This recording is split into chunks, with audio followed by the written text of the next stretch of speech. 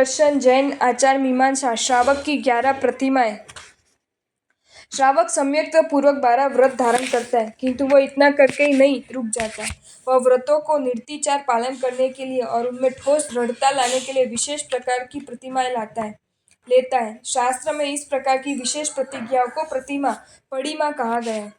प्रतिमा का अर्थ है विशिष्ट साधना की प्रतिज्ञा, जिसमें श्रावक संकल्प पूर्वक अपने स्वीकृत नियमों का दृढ़ता से पालन कर जीवन के परमादर्श स्वस्वरूप को प्राप्त कर लेने की ओर आगे बढ़ता है। उत्तराध्याय सूत्र में श्रावक की 11 प्रतिमाओं को निरूपण किया है, जिनके नाम और स्वरूप इस प्रकार हैं: दर्शन प्रतिमा, व्रत प्रतिमा, सामायिक प्रतिमा, पौषध प्रतिमा, नियम कार्योत्सक प्रतिमा, ब्रह्मचर्य प्रतिमा, सचित त्याग प्रतिमा, आरंभ त्याग प्रतिमा, प्रेष त्याग प्रतिमा, उद्दिष्ट भक्त त्याग प्रतिमा और श्रमण भूत प्रतिमा। दर्शन प्रतिमा। वैसे तो सम्यक दर्शन होने के पश्चात ही वास्तविक श्रावकत्व आता है, अतः 12 व्रत धारण कर लेने से सम्यक दर्शन का स्वयं उसमें अंतर्भाव हो जाता है। ऐसी स्थिति में पुनः दर्शन प्रतिमा स्वीकार करने का क्या प्रयोजन है? इसका समाधान ये है कि व्रत ग्रहण करने से पूर्व जो सम्यक दर्शन होता है उसमें अतिचारों के लगने की संभावना रहती है, जिससे उसमें मलिनता रह सकती है।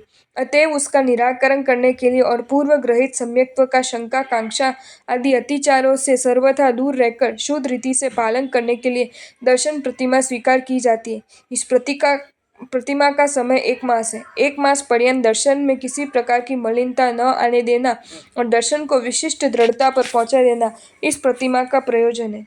व्रत प्रतिमा। दर्शन की परिपूर्णता, दृढ़ता हो जाने के पश्चात व्रतों को दृढ़ करना होता है, अतः पूर्व स्वीकृत व्रतों को विशेष दृढ़ करने के लिए ये प्रतिमा अंगीकार की जाती है। 12 व्रतों में सामायिक एवं पौषध इन व्रतों को छोड़कर शेष व्रतों को इस प्रतिमा में 2 मास तक अतिचार रहित निर्मल रीति से अविवादित रूप से पालन किया जाता है।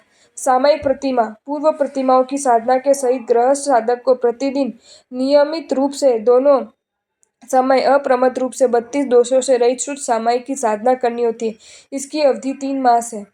पौषध प्रतिमा। पूर्व प्रतिमाओं के अनुष्ठान सहित निर्विचार रूप से 4 महीने तक प्रत्येक मास के 2 अष्टमी, 2 चतुर्दशी, अमावस्या और पूर्णिमा इस दिन में श्रावक को गुरु के समीप या धर्म स्थान में उपवास सहित पौषध लेकर आत्म साधना में रत रहना श्रावक की पौषध प्रतिमा है। नियम प्रतिमा। इसे कार्योत्सक प्रतिमा एवं दीवा मैथुन विरत प्रतिमा भी कहा जाता है। इसमें पूर्वक प्रतिमाओं का निर्दोष पालन करते हुए 5 विशेष नियम लिए जाते हैं।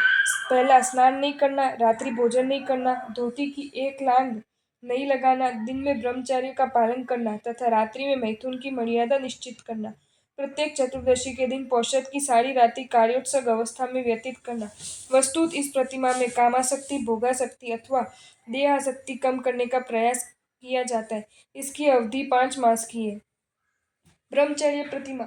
इस प्रतिमा में पूर्णतः ब्रह्मचर्य का पालन किया जाता है। शेष सब आचार विधि 5वीं प्रतिमा के समान है। इसकी अवधि 6 मास की है। इस प्रतिमा में साधक ब्रह्मचर्य की रक्षा के निमित्त स्त्री के साथ एकांत सेवन नहीं करना, स्त्री वर्ग से अति परिचय या संपर्क नहीं रखना, श्रृंगार नहीं करना, स्त्री जाति के रूप सौंदर्य संबंधी तथा काम वर्धक वार्तालाप नहीं करना, स्त्रियों के साथ एक आसन पर नहीं बैठना आदि नियमों का भी पालन करता है। सचित त्याग प्रतिमा। पूर्वक प्रतिमाओं के नियमों का यथावत पालन करते हुए गृहस्थ साधक इस प्रतिमा के सभी के प्रकार की स्वचित वस्तुओं के आहार का त्याग कर देता है एवं उष्ण जल तथा उचित आहार का ही सेवन करता है। इसकी अवधि 7 मास की है।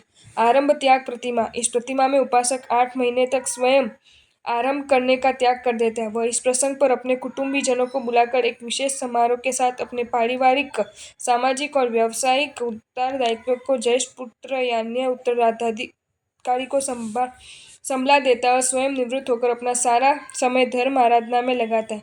इस भूमिका में रहकर गृहस्थ उपासक यद्यपि स्वयं व्यवसाय आदि कार्यों में भाग नहीं लेते हैं और न स्वयं कोई आरंभ भी करता है, फिर भी वह अपने पुत्रादि को यथा अवसर व्यावसायिक एवं पारिवारिक कार्यों में मार्गदर्शन देता रहता है। प्रेष्य त्याग प्रतिमा। इस प्रतिमा में गृहस्थ उपासक 9 महीने तक आरंभ करने का, दूसरों के द्वारा आरंभ करवाने का त्याग कर देता है। वह नौकर चाकर आदि के द्वारा भी आरंभ का कोई काम नहीं करवाता है।